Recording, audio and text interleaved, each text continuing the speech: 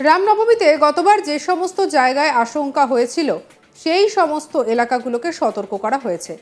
প্রশাসন দেখবে গোয়েন্দা বিভাগ আছে, কিন্তু পশ্চিমবঙ্গে গোয়েন্দা বিভাগও তো সেই রকমই। আজকে পশ্চিমবঙ্গের বাঙালি বলে পরিচয় দিতে লজ্জা লাগে। আজকে শিক্ষা দপ্তর পুরো জেলে চলে গেল। কোটি কোটি টাকা খাটের তলায় পাওয়া যায়। যিনি প্রধান তিনি কিছুই জানেন না। রামনবমীর আগে রাজ্য সরকারকে বার্তা কার্তিক মহারাজের। ফের বিস্ফোরক কার্তিক মহারাজ। বুধবার মুর্শিদাবাদের ঔরঙ্গাবাদে অবস্থিত ভারত সেবাশ্রম সংঘের রামনবমীর আগে সাংবাদিকদের মুখোমুখি হয়ে তিনি জানান, রামনবমীতে গতবার যে সমস্ত জায়গায় আশঙ্কা হয়েছিল সেই সমস্ত এলাকাগুলোকে সতর্ক করা হয়েছে। প্রশাসন দেখবে গোয়েন্দা বিভাগ আছে, কিন্তু পশ্চিমবঙ্গে গোয়েন্দা বিভাগও তো সেই রকমই। আজকে পশ্চিমবঙ্গের বাঙালি বলে পরিচয় দিতে লজ্জা লাগে। আজকে শিক্ষা দপ্তর পুরো জেলে চলে গেল। কোটি কোটি টাকা খাটের তলা থেকে পাওয়া যায়। যিনি প্রধান তিনি তো কিছুই জানেন না। তারপর খাদ্য দপ্তর, স্বাস্থ্য দপ্তরের কি অবস্থা সেটা ভাবুন। সেই জায়গায় দাঁড়িয়ে বাংলার মানুষ চিন্তা ভাবনা করবে। সেখানে দাঁড়িয়ে বাংলার মানুষ ঘুরে দাঁড়াবে কি দাঁড়াবে না এটা নিজস্ব ব্যাপার।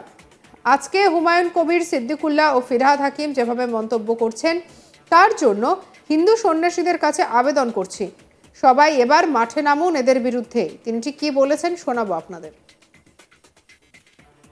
কি অশান্তি হবেই আশঙ্কা আছে নাকি? এরকম আশঙ্কা তো আমার মনে নেই। তবে গতবারে যেসব এলাকায় আশঙ্কা হয়েছিল সেসব এলাকাগুলোকে সতর্ক করার জন্য তারা বলেছেন এইসব জায়গা থেকে একটা কোনো রকম অশান্তি হতে পারে সৃষ্টি, সেটা জানিয়েছেন।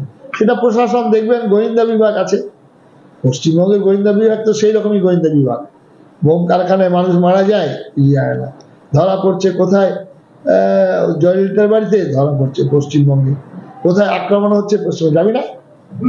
যা চলে যা না, আমি চলে গেছে, গাড়ি নিয়ে চলে গেছে কেউ। এটাকে সমর্থন করবো, সেই বিষয়টা যদি একটু বলে। ব্যাপারটা হচ্ছে যে পশ্চিমবঙ্গের, আমি একজন বাঙালি। পশ্চিমবঙ্গ দেশ বিভাজনের কারণ, দেশ বিভাজনের ফলে যে বাংলার বাঙালির যে ঐতিহ্য, শিক্ষা, সংস্কৃতি, শিল্প, সাহিত্য যে জায়গায় ছিল, দেশ বিভাজনের পরেও যে জায়গায় ছিল, সেখান থেকে নাপতে নাপতে নাপতে নাপতে আজকে জিরোতে এসে দাঁড়িয়েছে। আজকে শিক্ষা দপ্তর, আজকে বাঙালি বলে পরিচয় দিতে লজ্জা লাগছে যে আমি পশ্চিমবঙ্গের বাঙালি। এটা শিক্ষা দপ্তর পুরো জেলে চলে গেল।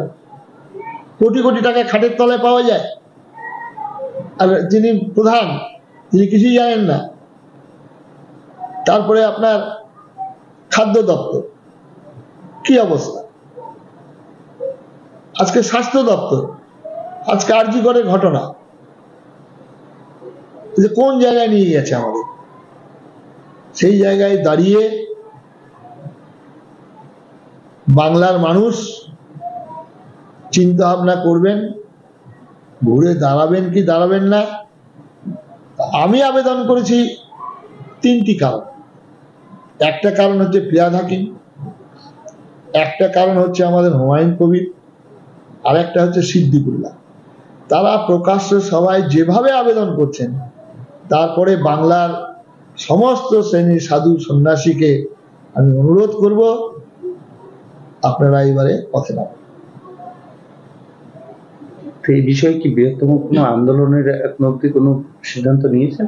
হবে। আমরা যেমন কলকাতায় গীতা পাঠের মধ্য দিয়ে করেছিলাম ব্রিগেড প্যারেড গ্রাউন্ডে, আমরা কিছুদিনের মধ্যেই আমরা মিটিং করে সিদ্ধান্ত নেব ব্রিগেড প্যারেড গ্রাউন্ডে এরকম একটা সমাবেশ করে আমাদের সাধু সন্ন্যাসীদের বার্তা তাদেরকে জানাবো।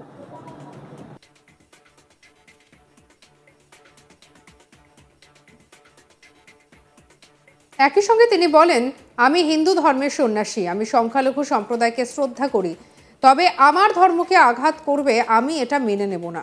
আজকে বাংলাদেশ মালদার বিভিন্ন জায়গায় যে ঘটনা ঘটছে, কিন্তু শিক্ষিত সমাজের মানুষ রাস্তায় নামছে না কেন? আজকে অন্যায় হলে কেন ফিরহাদ হাকিম বা হুমায়ুন কবির মুখ খুলছে না? আমাদের হরিনাম এবং আজান কেন একসঙ্গে হচ্ছে না? কেন বারবার ধর্মের উপরে হামলা চালানো হচ্ছে, কি বলছেন কার্তিক মহারাজ, শুনবো।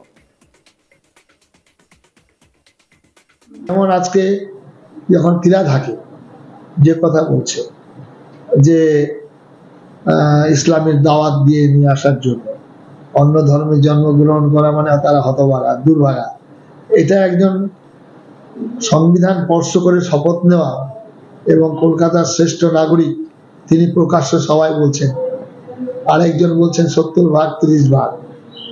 তখন আমি একটা সন্ন্যাসী, আমি হিন্দু ধর্মের সন্ন্যাসী, এবং আমরা তো মুসলিম ধর্ম সম্পর্কে কোনো সমালোচনা করি না, কারণ সেই ধর্মের যিনি স্রষ্টা তাকে দেখে লক্ষ লক্ষ কোটি কোটি মানুষ তার ফলোয়ার হয়েছে। আমরা অন্য ধর্মে যেমন শ্রদ্ধাশীল, নিজের ধর্মে আমরা আস্থাশীল। স্বামী বিবেকানন্দ এই কথা বলেছেন। সুতরাং আমার ধর্মকে আঘাত করবে, আমার হিন্দু সমাজকে এইভাবে বলবে 70% 30%, তাহলে আমি সন্ন্যাসী, অন্তত কার্তিক মহারাজ এটা কখনোই মেনে নেবে না।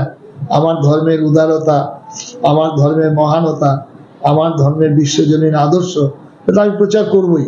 আজকে বাংলাদেশে কি রূপ হচ্ছে, আজকে শুধু বাংলাদেশ, আজকে যেটা মালদাতে যে ঘটনা ঘটে গেল, আজকে আমাদের বিভিন্ন জায়গায় যে ঘটনা ঘটছে, কই শিক্ষিত যারা মুসলিম সমাজ, সেই সব সমাজের মানুষরা এগিয়ে বলছেন না কেন, বিরোধিতা করছেন না কেন, তারা রাস্তায় নামছেন না কেন?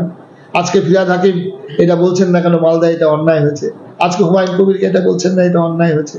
আর ন্যায়কে ন্যায় বলতে হবে, অন্যায়কে অন্যায় বলতে হবে। আমাদের এটা তারা বলতে পারছেন না কেন রাস্তা নেমে যে এখানে আজান হবে, এখানে হরিনাম হবে, একসঙ্গে হবে। রামনবমীতে গতবার যে সমস্ত জায়গায় আশঙ্কা হয়েছিল সেই সমস্ত এলাকাগুলোকে সতর্ক করা হয়েছে। প্রশাসন দেখবে, গোয়েন্দা বিভাগ আছে, কিন্তু পশ্চিমবঙ্গে গোয়েন্দা বিভাগ তো সেই রকমই। আজকে পশ্চিমবঙ্গের বাঙালি বলে পরিচয় দিতে লজ্জা লাগে। আজকে শিক্ষা দপ্তর পুরো জেলে চলে গেল, কোটি কোটি টাকা খাটের তলা থেকে পাওয়া যায়। যিনি প্রধান তিনি তো কিছুই জানেন না। রামনবমীর আগে রাজ্য সরকারকে বার্তা দিলেন কার্তিক মহারাজ, কি বলেছেন শুনুন। কি অশান্তি হবেই আশঙ্কা আছে নাকি?